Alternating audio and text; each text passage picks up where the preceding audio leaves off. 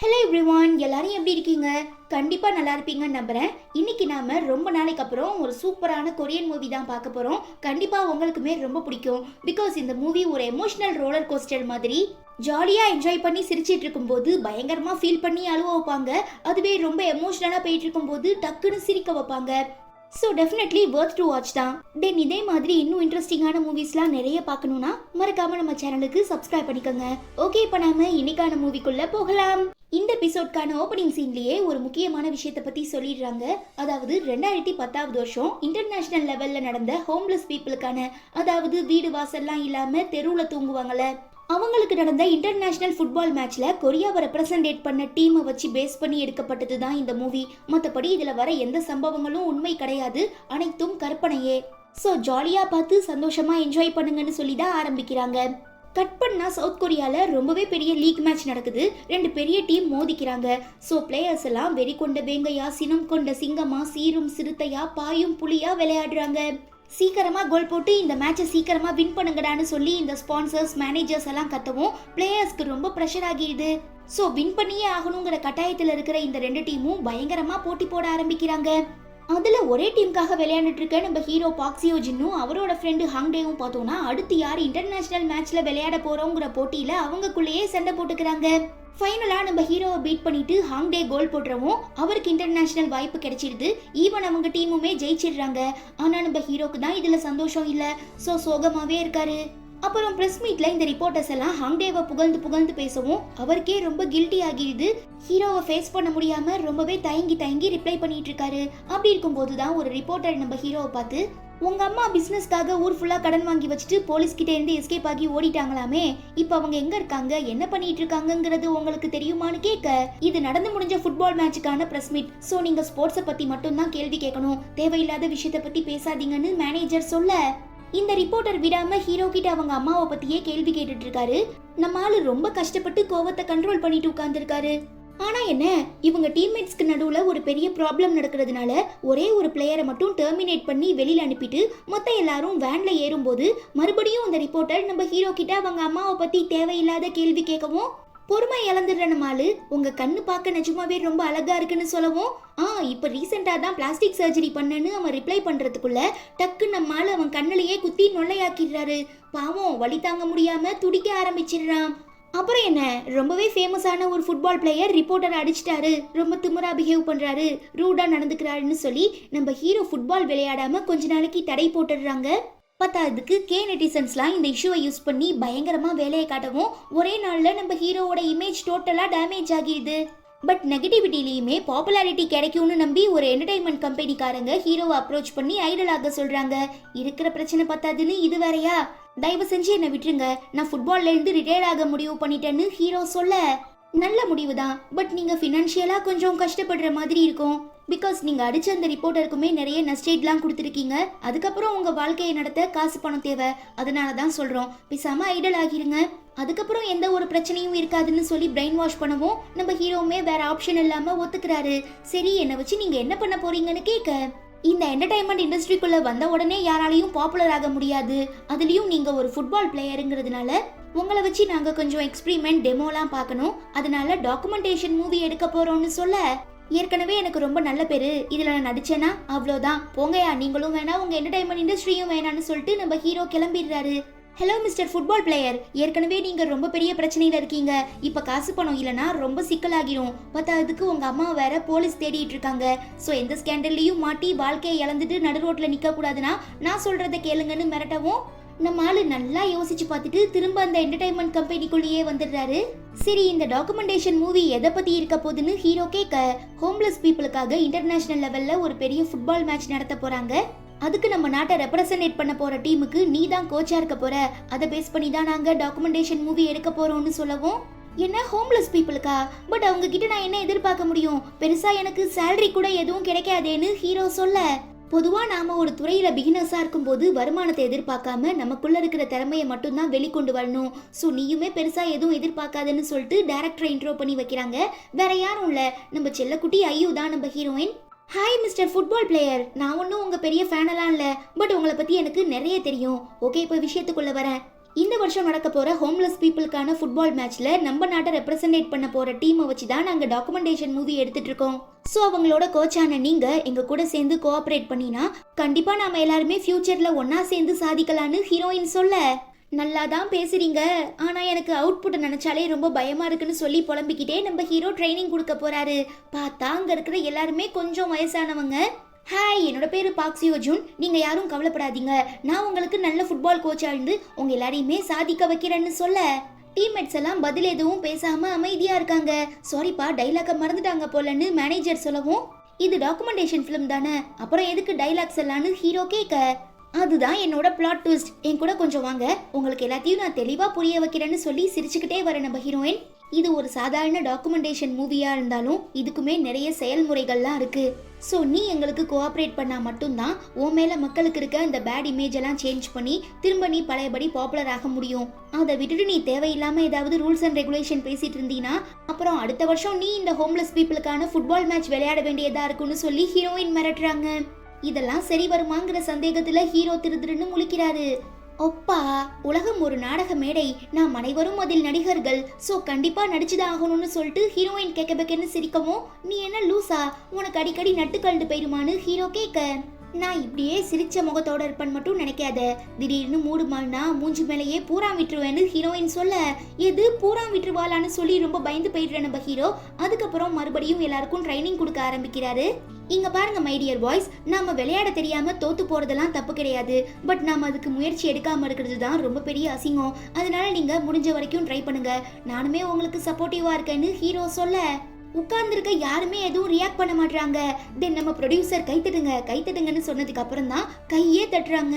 இவங்களை வச்சு எப்படி நாம இந்த டாக்குமெண்டேஷன் ஃபிலிம் கம்ப்ளீட் பண்ண போறோம்னு சொல்லி ஹீரோ பயந்துடுறாரு.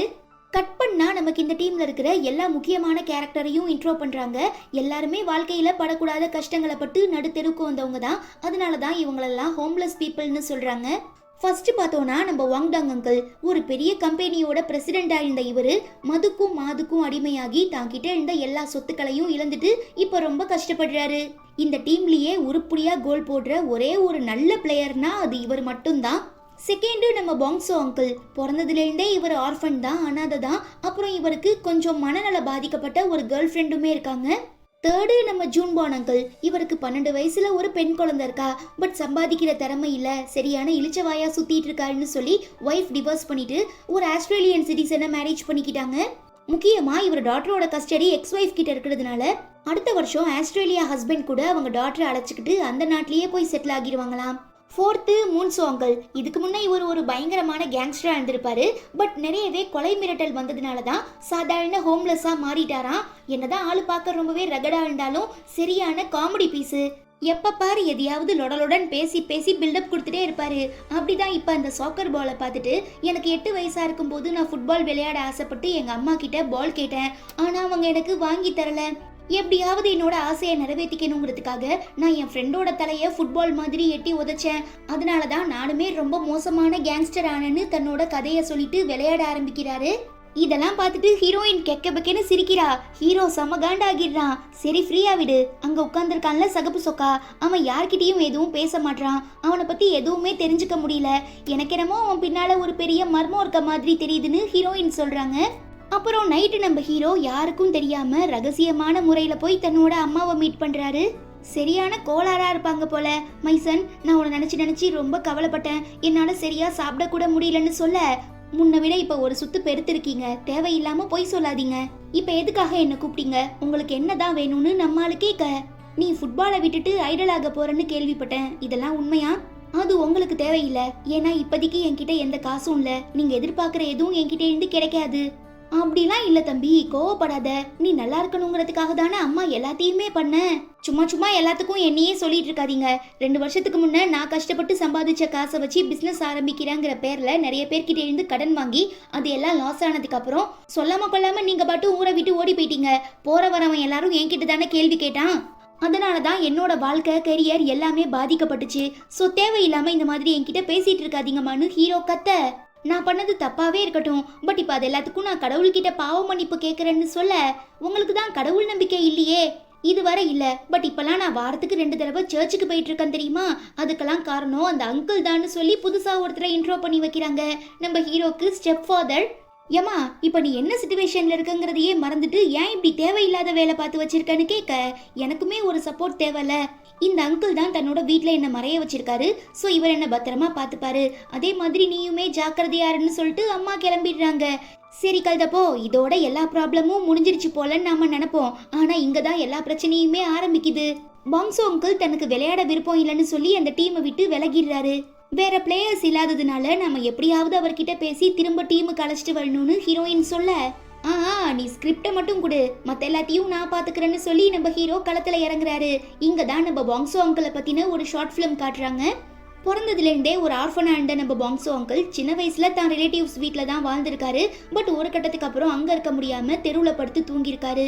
தென் கொஞ்சம் கொஞ்சமா லைஃப்ல முன்னேறி ஒரு கட்டடத்துல வேலை பார்த்து நிறையவே காசு சேர்த்து எப்படியாவது ஒரு வாடகை வீட்டுக்கு குடிபெயரணுங்கிற ஆசையில வேலை பார்த்தப்போ அன்எக்ஸ்பெக்டடா ஒரு ஆக்சிடென்ட் ஆகி அதுக்கப்புறம் அவரால் வேலை பார்க்க முடியாம போயிருந்திருக்கு.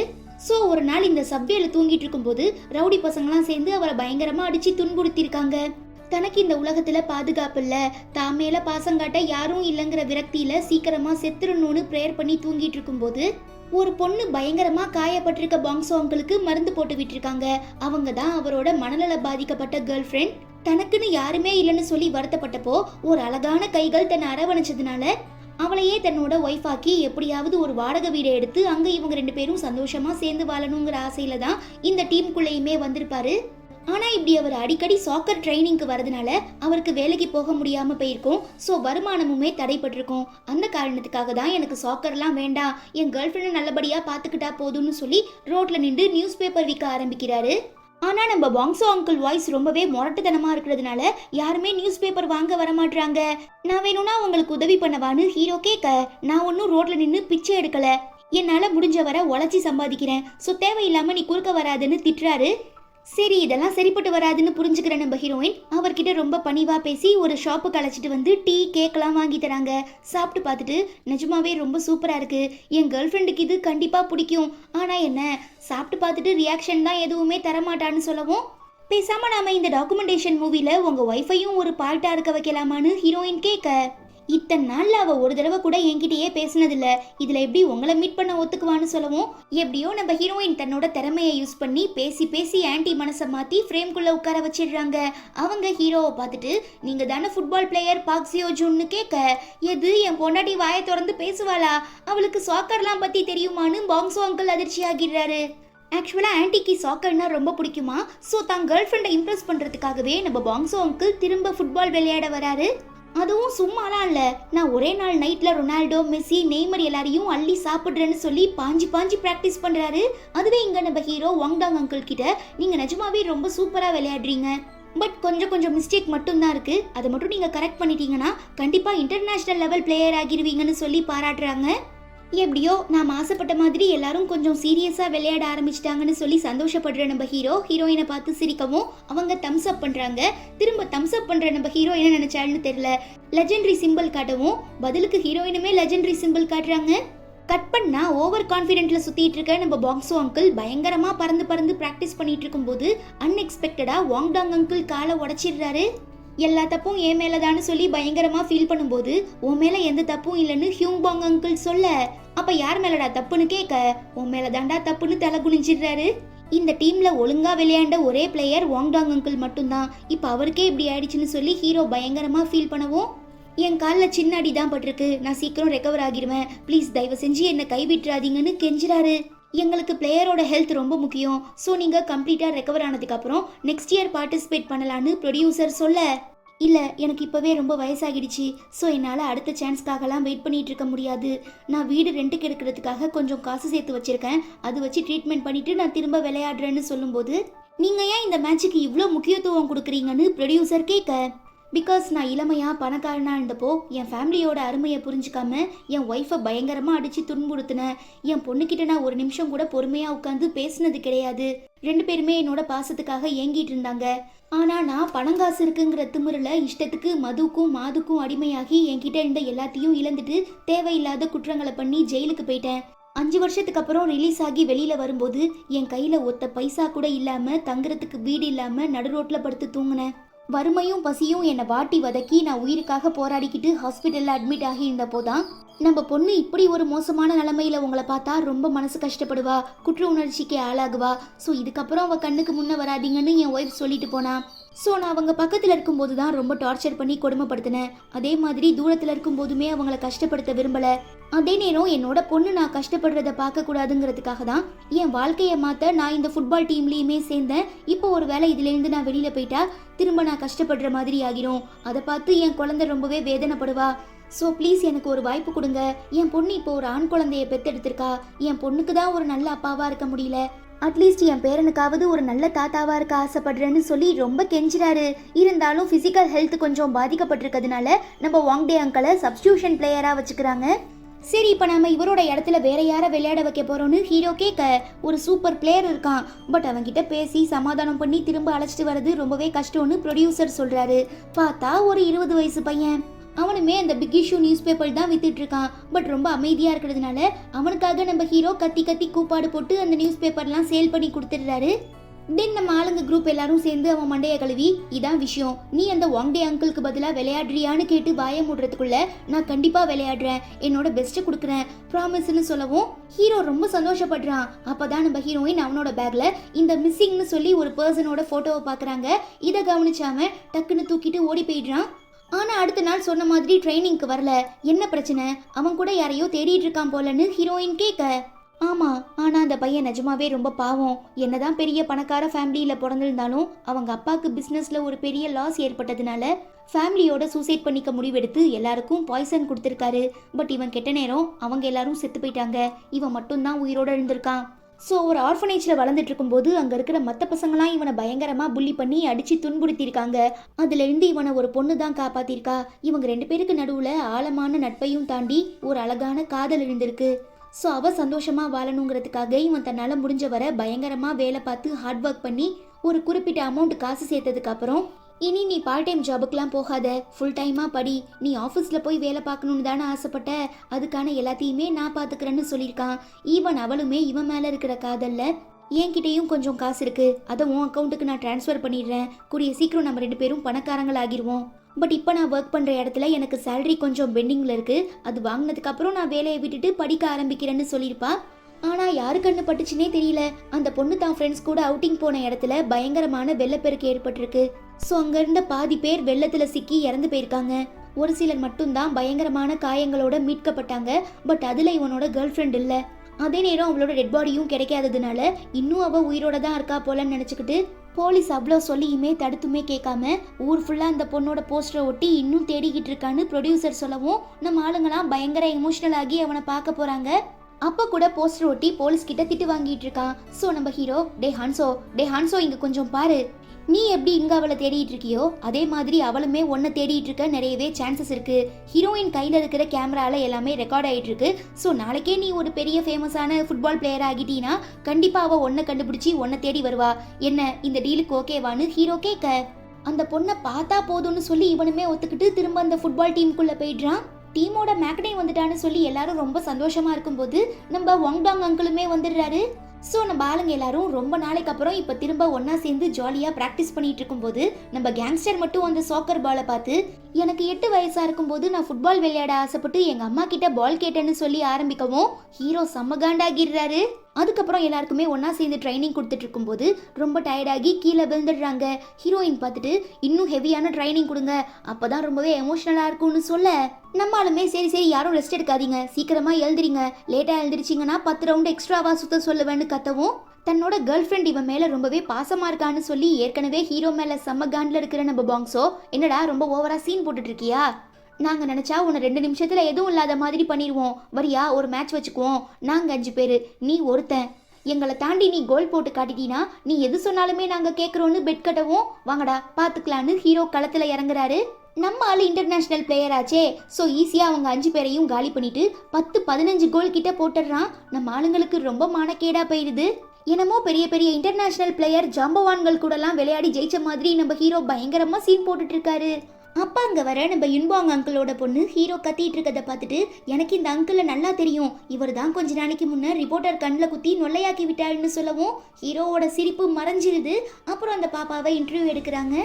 என்னதான் என்னோட அப்பா பொறுப்பில்லாதவரா இருந்தாலும் நிஜமாவே ரொம்ப நல்லவர். எங்க அம்மா டிவோர்ஸ் பண்ணிட்டு வேற ஒருத்தரை மேரேஜ் பண்ணிக்கிறதுக்கு அப்புறம் கூட என்னை பார்க்கறதுக்காக டெய்லி ஸ்கூல் வாசல்ல வந்து நிப்பாங்க. அதனால தான் எங்க அம்மா இறக்கப்பட்டு என்னை எங்க அப்பா கிட்ட போய் பேசிட்டு வர சொன்னாங்க. பட் இன்னும் கொஞ்ச நாளையில நாங்க ஆஸ்திரேலியாவுக்கு போக போறோம், எங்க அப்பாவை நான் ரொம்பவே மிஸ் பண்ணுவேன்னு சொல்ல, சரி பாப்பா உனக்கு வேற ஏதாவது ஆசை இருக்கான்னு ப்ரொடியூசர் கேட்கும்போது, நான் ஆஸ்திரேலியாவுக்கு போற வரைக்கும் எங்க அப்பா கூட ஒன்னா சேர்ந்து வாழ ஆசைப்பட்டேன், ஆனா எங்க அப்பாவுக்கு தான் வீடு இல்லைல்ல, அதனால எங்க அம்மா அலோவ் பண்ண மாட்டாங்கன்னு சொல்லவும், நான் உனக்கு அப்படி ஒரு வாய்ப்பை ஏற்படுத்தி கொடுத்தா நீ சந்தோஷப்படுவியான்னு ப்ரொடியூசர் கேட்க, பட் எங்க அப்பா கிட்ட தான் வீடு இல்லையேன்னு குட்டி பாப்பா சொல்ல, நமக்கு அவசரத்துக்கு உதவுதான் ஆட்டோக்கார தம்பி இருக்காரேன்னு சொல்லி எல்லாரும் ஹீரோவை பாக்குறாங்க. ஒன்னும் புரியாத நம்ம ஆளு சிரிச்சுக்கிட்டே ஐஸ்கிரீம் சாப்பிட்றேன் வேணுமா, ஐயோ நான் எச்சி பண்ணிட்டேன்னு சொல்லி கலாய்க்கிறான்.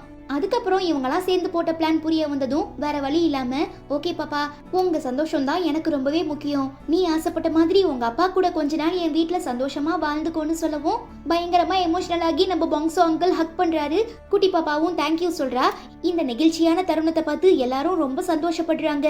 முக்கியமா நம்ம ஹீரோயின் வீடியோ ரெக்கார்ட் பண்ணிடுறா. ஆனா என்ன, இத்தனை நாளா இந்த டீமுக்கு ஸ்பான்சர் பண்ணிட்டு இருந்தவங்க ஸ்பான்சர்ஷிப்பை கேன்சல் பண்ணிடுறாங்க. இன்னும் 2 மாசம் தான் இருக்கு. கடைசி நேரத்துல இப்படி சொன்னா நாங்க என்ன பண்ணுவோம்னு ப்ரொடியூசர் கேட்க, இதுக்கு முன்னே இந்த பொறுப்புல இருந்தவங்க ஏதோ பாவப்பட்டு அந்த ஹோம்லெஸ் பீப்புளுக்காக ஸ்பான்சர் பண்ண ஒத்துக்கிட்டாங்க. பட் எனக்கெல்லாம் அவங்கள சுத்தமா பிடிக்காது.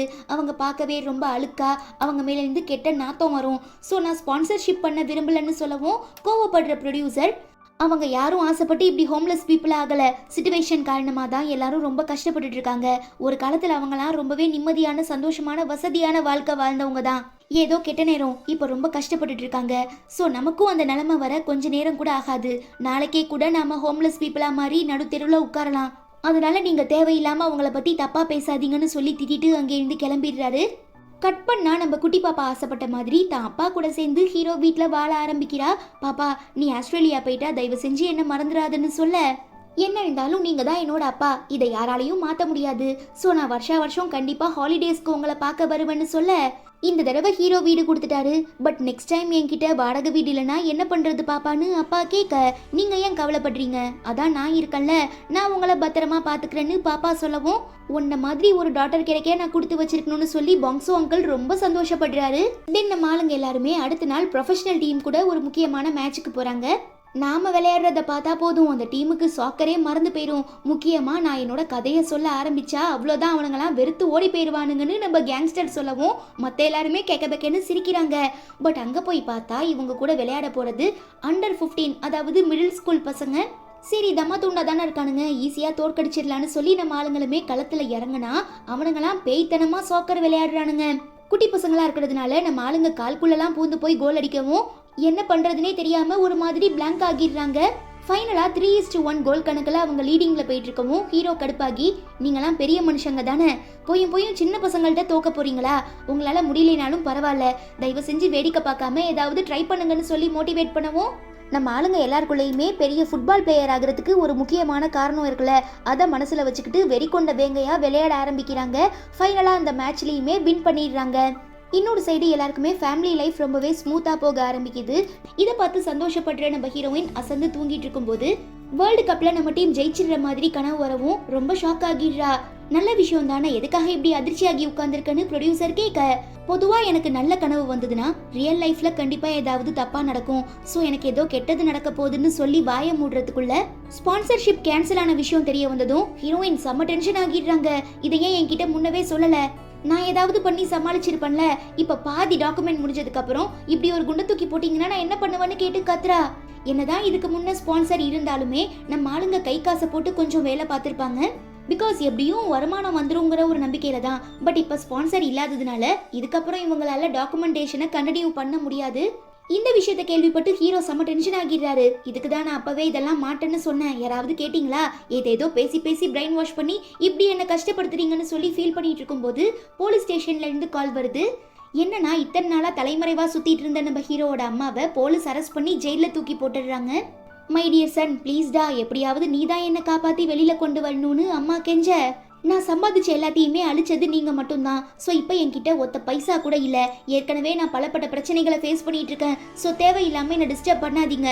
முடிஞ்சா உங்க பாய் ஃப்ரெண்ட் கிட்ட சொல்லி அட்வொகேட் ரெடி பண்ணி வெளியில வந்துக்கோங்கன்னு சொல்லிட்டு ஹீரோ பயங்கரமான டிப்ரெஷன்ல ரோட்ல நடந்து போயிட்டு இருக்கும்போது கொஞ்சம் மனநல பாதிக்கப்பட்டிருக்க நம்ம பாங்ஸோ அங்கிளோட கேர்ள் ஃப்ரெண்டை சில பசங்களாம் சேர்ந்து ஹராஸ் பண்ண முயற்சிக்கிறாங்க. ஹீரோ பார்த்துட்டு தாங்கிக்க முடியாம தட்டி கேட்குறான். அப்புறம் என்ன, அடுத்த செகண்டே அவனுங்களாம் குரூப்பா சேர்ந்து நம்ம ஹீரோவை போட்டு அடிக்க திரும்ப நம்ம ஆளு டிஃபென்ஸ் பண்றாரு.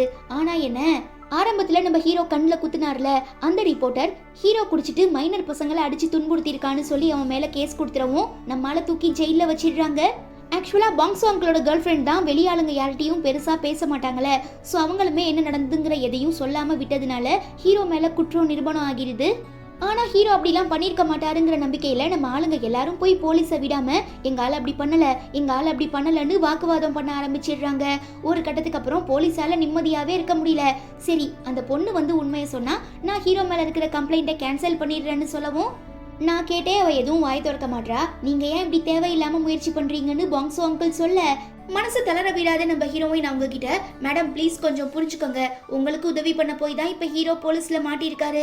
நீங்க வந்து அந்த பார்க்ல என்ன நடந்ததுங்கிற உண்மையை சொன்னா மட்டும்தான் அவரை நம்மளால காப்பாற்ற முடியும்னு சொல்லி வாய மூடுறதுக்குள்ள ஹீரோக்காக அவங்க வெளியில வந்து போலீஸ் கிட்ட நடந்த எல்லாத்தையும் சொல்றாங்க. சரி, நீங்க சொல்ற எல்லாத்தையும் நான் நம்புறேன், பட் அதுக்கு ஏதாவது ஆதாரம் இருக்கான்னு போலீஸ்கார் கேட்க அதோ அங்க இருக்கிற வீட்ல இருந்து யாரோ இங்க நடக்கிற எல்லாத்தையுமே மொபைல்ல வீடியோவா ரெக்கார்ட் பண்ணாங்கன்னு பாங்ஸோட ஒய்ஃப் சொல்லவும் உடனே அந்த வீட்டுக்கு போய் விசாரிச்சு வீடியோ வாங்கி பார்த்தா அந்த பசங்க தான் பாங்ஸோட ஒய்ஃபை ஹராஸ் பண்ணியிருக்காங்க. அவங்க கூட சண்டை போட்டு ஹீரோ காப்பாத்திருக்காருங்கிற உண்மை தெரிய வந்துருது.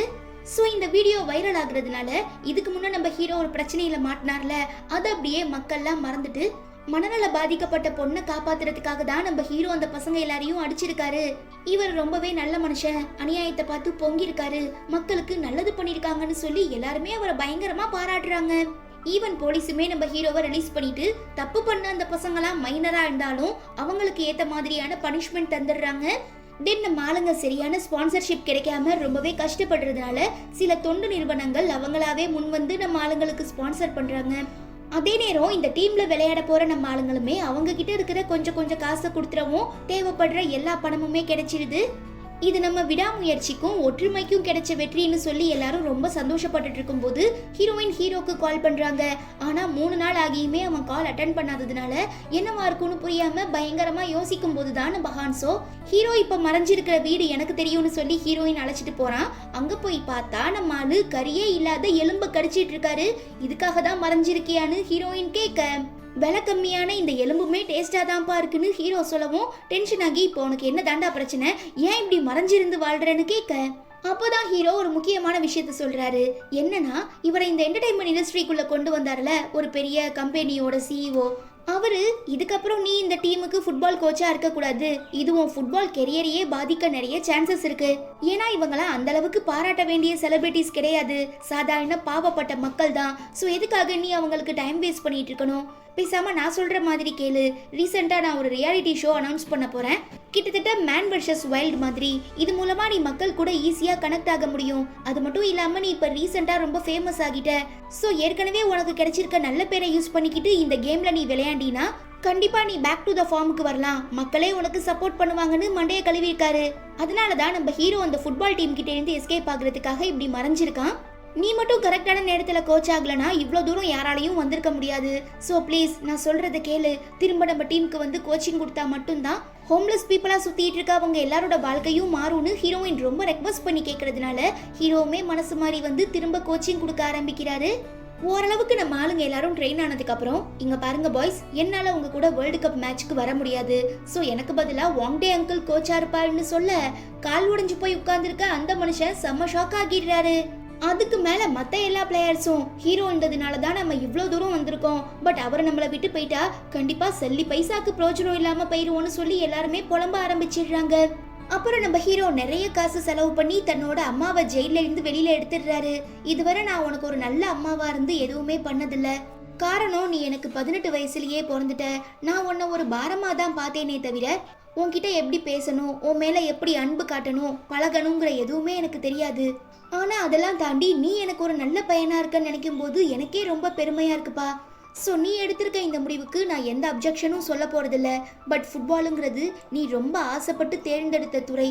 இப்போ லீக் மேட்ச்ல இருந்து உன்னை டெம்பரவரியாக தான் பேன் பண்ணியிருக்காங்களே தவிர பெர்மனண்டா இல்லை. ஸோ நீ கொஞ்ச நாள் வெயிட் பண்ணினா கண்டிப்பாக நீ ஆசைப்பட்ட மாதிரி திரும்ப ஃபுட்பால்குள்ளே போயிடலாம். ஆனால் மேபி இந்த ரியாலிட்டி ஷோக்கெலாம் நீ போனீன்னா காசுக்காக நீ பொய்யான வாழ்க்கை வாழ்ந்து சினிமாவில் மட்டும் இல்லாமல் ரியல் லைஃப்லேயுமே நடிக்கிற மாதிரி ஆகிரும். லைஃபுங்கிறது ஒரு தடவை மட்டும்தான், அதே மாதிரி தான் வாய்ப்புகளுமே. ஸோ உன்னோட வாழ்க்கையும் வாய்ப்பும் உன் கையில் மட்டும்தான்ப்பா இருக்குன்னு சொல்லி பயங்கரமாக அட்வைஸ் பண்ணுறாங்க. கட் பண்ணா மனசே இல்லாமல் நம்ம ஆளுங்க எல்லாருமே வேர்ல்டு கப் மேட்ச் விளையாடுறதுக்காக லண்டனுக்கு கிளம்புறாங்க. இந்த இடத்துல ஹீரோயின் தான் நல்லா இருந்திருக்கும்னு சொல்லி எல்லாருமே பயங்கரமாக ஃபீல் பண்ணிட்டு இருக்கும்போது டக்குன்னு பார்த்தா நம்ம ஆளு கோட் ஷூட் போட்டுட்டு ஒரு மேனேஜர் மாதிரி வந்து நிற்கவும் யாராலையுமே நம்ப முடியல. ரொம்ப அதிர்ச்சி ஆகிடுறாங்க. அப்படிலாம் என்ன குறுன்னு பார்க்காதீங்க, எனக்குமே மனசாட்சி இருக்கு. நீங்க எப்படி என்ன நம்பி இருந்தீங்களோ அதே மாதிரி நானுமே உங்களை நம்பி தான் இருக்கேன். ஸோ என் பேரை கெடுத்துறாம அங்க போய் நல்லா விளையாண்டு காட்டணும்னு சொல்லி பயங்கரமா மோட்டிவேட் பண்ணவும் republic of Korea, republic of கொரியான்னு சொல்லிட்டு எல்லாருமே கத்திக்கிட்டு ரொம்ப சந்தோஷமா லண்டனுக்கு கிளம்பி போறாங்க. அங்க பார்த்தா இவங்கள மாதிரியே நிறைய ஹோம்லெஸ் பீப்புள் அவங்க நாட்டை ரெப்ரசன்டேட் பண்றதுக்காக வந்திருக்காங்க. ஒரு கோலாகலமான கொண்டாட்டம் நடந்துட்டு இருக்கு. ஆனா என்ன, அங்க இருக்கிறதுலயே நம்ம ஆளுங்க மட்டும்தான் கத்துக்குட்டிங்க.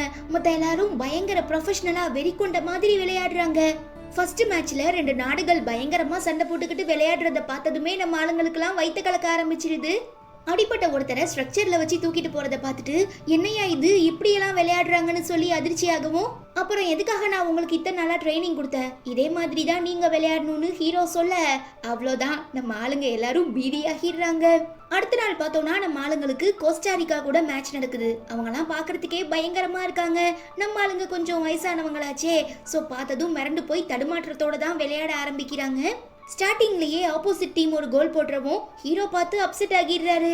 பத்தாவதுக்கு அந்த கோஸ்டாரிக்காக்காரங்க ரொம்பவே ஆக்ரோஷமா விளையாடவும் நம்ம ஆளுங்களுக்கு பயங்கரமா அடிபட்டுருது. ஒருத்தர் மாத்தி இன்னொருத்தர்னு சொல்லி மாத்தி மாத்தி உள்ள போய் விளையாடுறாங்க. ஆனா ஒரு கோல் கூட போட முடியல. சோ ஃபர்ஸ்ட் செட்டோட முடிவுல 6-0ங்கிற கணக்குல நம்ம ஆளுங்க பின்னோக்கி இருக்கவும் நாம எப்படி இந்த மேட்ச்ல ஜெயிக்க போறோம்னு தெரியாம எல்லாருமே பயங்கரமா யோசிக்கும் போது நம்ம ஹீரோ இதுக்கு ஒரே ஒரு வழி மட்டும்தான் இருக்கு, அவங்க எல்லாருமே நம்மளை விட ரொம்ப ஸ்ட்ராங்கா இருக்காங்கன்னு சொல்லவும் சரி ஏதோ அட்வைஸ் கொடுத்து நம்ம ஆளுங்களெல்லாம் மோட்டிவேட் பண்ணி ஹீரோ ஜெயிக்க வைக்க போறாரு போலன்னு எல்லாருமே ரொம்ப ஆர்வமா இருக்காங்க.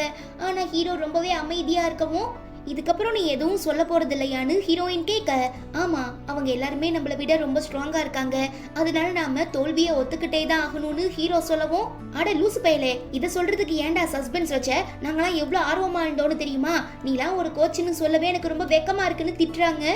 நம்ம ஆளுங்க வீக்கா இருந்தா நான் என்ன பண்ண முடியும், ஒரு கோச்சா என்னால முடிஞ்ச எல்லாத்தையுமே நான் பண்ணிட்டேன், அதுக்கப்புறம் கடவுள் விட்ட வழின்னு ஹீரோ சொல்லிடுறாரு.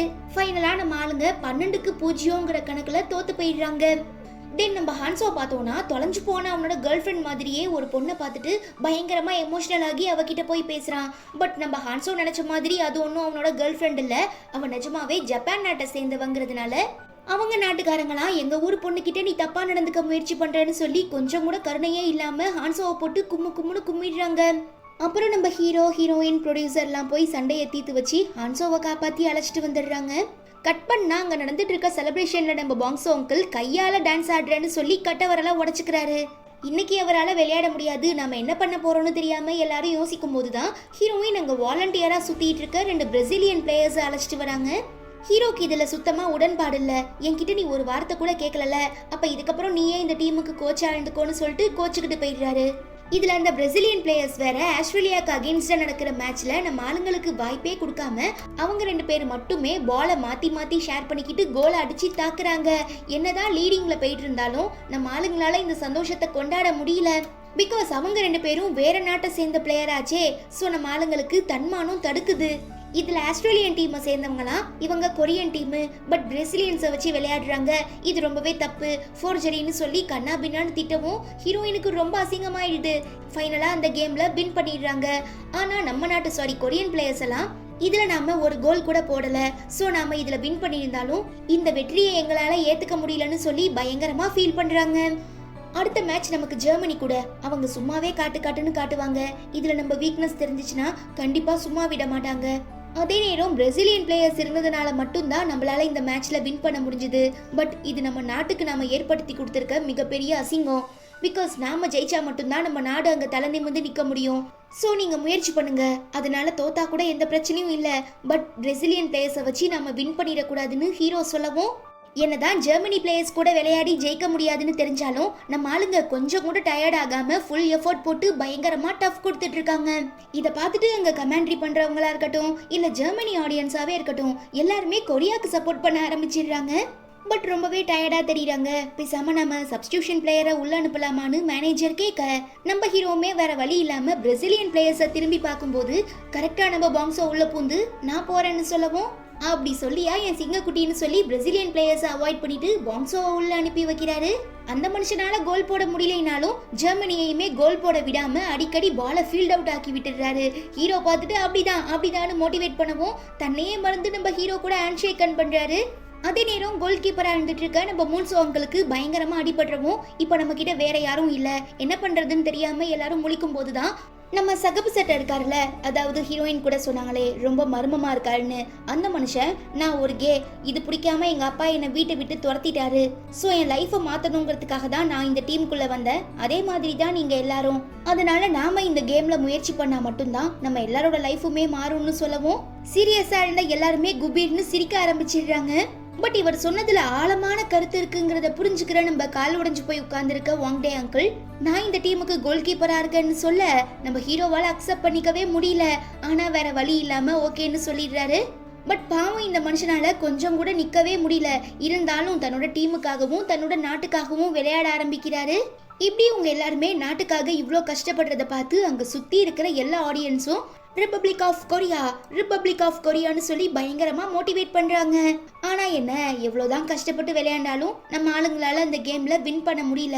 இதுல நெகிழ்ச்சியான விஷயம் என்னன்னா, ஆப்போசிட்ல விளையாண்டாங்கல்ல ஜெர்மனி பிளேயர்ஸ், அவங்களே நம்ம ஆளுங்களோட விடாமுயற்சியை பார்த்து பயங்கரமா பாராட்டுறாங்க. இதே ஜோஷோட நம்ம ஆளுங்க ரெடியாகி அடுத்த மேட்சுக்கு போறாங்க. அங்க நம்ம ஹான்சோ தான் கேர்ள் ஃப்ரெண்ட் நினைச்சான்ல அந்த ஜப்பான் பொண்ணு, அவ தனியா வந்து கைத்தட்டி நம்ம ஹான்சோவை பயங்கரமா மோட்டிவேட் பண்ணவும் செம குஷியாகிடுற நம்ம ஆளு சந்தோஷப்பட்டுக்கிட்டே கேம் விளையாட ஆரம்பிக்கிறான். பட் நம்ம ஆளுங்க ஜெயிக்க முடியாதுன்னு தெரிஞ்சுமே விடாமுயற்சியோட போராடி எல்லா கேம்லயும் தோத்து போயிடுறாங்க. பட் எல்லா நாட்டுக்காரங்களுக்குமே ரொம்ப ஃபேவரட் ஆனதுனால நம்ம ஆளுங்களுக்கு அங்க ஸ்பெஷலான ரெகக்னேஷன் கிடைக்குது. என்னதான் 11 மேட்ச்ல ஒரு மேட்ச்ல வின் பண்ணி 10 மேட்ச்ல தோத்து போயிருந்தாலும் ஹோம்லெஸ் பீப்புளான இவங்க எல்லாரும் சேர்ந்து அவங்க நாட்டுக்கு ஒரு அங்கீகாரமும் நல்ல பேரும் வாங்கி கொடுத்துட்டு தான் திரும்ப கொரியாக்கு வராங்க. முக்கியமா நம்ம ஹீரோயினோட டீம் எடுத்த அந்த டாக்குமெண்டேஷன் ஃபிலிம் பயங்கரமா ஹிட் ஆகி அவங்களுக்கு நல்ல வருமானம் கிடைக்கிறது மட்டும் இல்லாம நிறையவே தொண்டு நிறுவனங்கள் அவங்களா முன் வந்து ஹோம்லெஸ் பீப்புளுக்கு உதவி பண்ண ஆரம்பிக்கிறாங்க. சோ நம்ம ஆளுங்க ஆசைப்பட்ட மாதிரி எல்லாரோட வாழ்க்கையும் மாறிடுது. இப்ப வாடகை வீட்டுல ஸ்டே பண்ணிருக்க நம்ம வாங்டே அங்கிளோட பொண்ணு அவரோட நல்ல மனசையும் பாசத்தையும் புரிஞ்சுக்கிட்டு தான் குழந்தையை தூக்கிட்டு அப்பா வீட்டுக்கு வரா. ரொம்ப எமோஷனல் ஆகிடுற அந்த மனுஷன் தான் பண்ண தப்பு எல்லாத்துக்குமே சாரி கேட்டுட்டு தான் பேரனை கையில வாங்கி பயங்கரமா கொஞ்ச ஆரம்பிச்சிடுறாரு. நெக்ஸ்ட் நம்ம ஜூன்பான் அங்கிள் பொண்ணு ஆஸ்திரேலியாவுக்கு போக வேண்டிய நேரம் வந்துடுது. மனசே இல்லாம குட்டி பாப்பா அங்கே இருந்து கிளம்பிடுறா. ஜூன்பான் அங்கிள் பயங்கரமா ஃபீல் பண்றாரு. தென் எப்போதுமே யார்கிட்டயும் பேசாம அமைதியா இருக்க நம்ம ஹான்சோ பார்த்தோம்னா இந்த தடவை ரொம்பவே சத்தமா கத்தி அந்த நியூஸ் பேப்பரை வித்துட்டு இருக்கும் போது ஒரு பொண்ணு வாங்க வரா. நம்ம ஆளு கண்ணுக்கு அவ கேர்ள் ஃப்ரெண்ட் மாதிரி தெரியுறா, பட் நிஜமாவே அந்த பொண்ணு இல்ல. சோ ரியலைஸ் பண்ணிக்கிற நம்ம ஹான்சோ ஹேவ் அ கிரேட் டே மேடம்னு சொல்லி வாழ்த்தி அனுப்பி வைக்கிறான். பாவம் இவனோட கேர்ள் ஃப்ரெண்ட் இறந்து போயிட்டா போல, பட் ஹான்சோவால தான் அதை ஏத்துக்க முடியல. அதனாலதான் அவன் நினைவுகள்லயே வாழ்ந்துட்டு இருக்கான். நெக்ஸ்ட் எதுவும் பேசாத நம்ம பாங்ஸோட கேர்ள் ஃப்ரெண்ட் இந்த தடவை ஒரு கேக் வாங்கிட்டு வந்து உனக்காக தான் வாங்கிட்டு வந்தேன்னு சொல்ல, மொதல் தடவை தாங்கிட்ட ரொம்பவே அக்கறையா பாசமா பேசியிருக்கான்னு சொல்லி பாங்ஸோ ரொம்ப சந்தோஷப்படுறாரு. கட் பண்ணா நம்ம ஹீரோக்கான அந்த தடைக்காலம் முடிஞ்சதும் திரும்ப லீக் மேட்ச் விளையாட ஆரம்பிக்கிறாரு. சப்போர்ட் பண்றதுக்காக நம்ம ஆளுங்க எல்லாருமே வந்திருக்காங்க. முக்கியமா நம்ம ஹீரோவோட குட்டி தங்கச்சி, அதாவது ஹீரோவோட அம்மாக்கும் ஸ்டெப் ஃபாதருக்கும் பிறந்த குட்டி பாப்பாவுமே வந்திருக்கா. இப்படி இவங்க எல்லாரையும் ஒன்னா சேர்த்து வச்சு பார்க்கும்போது நம்ம ஹீரோக்கு ரொம்பவே சந்தோஷமா இருக்கு. ஆனா அந்த சிரிப்பை கண்ட்ரோல் பண்ணிட்டு விளையாட ஆரம்பிக்கும் போது ஹீரோயின் ஆல் தி பெஸ்ட்னு சொல்லி தம்ஸ் அப் காட்டுறாங்க. கண்ட்ரோல் பண்ண முடியாம சிரிச்சிடுற நம்ம ஹீரோ செம்ம குஷியாகி விளையாட ஆரம்பிக்கிறான்.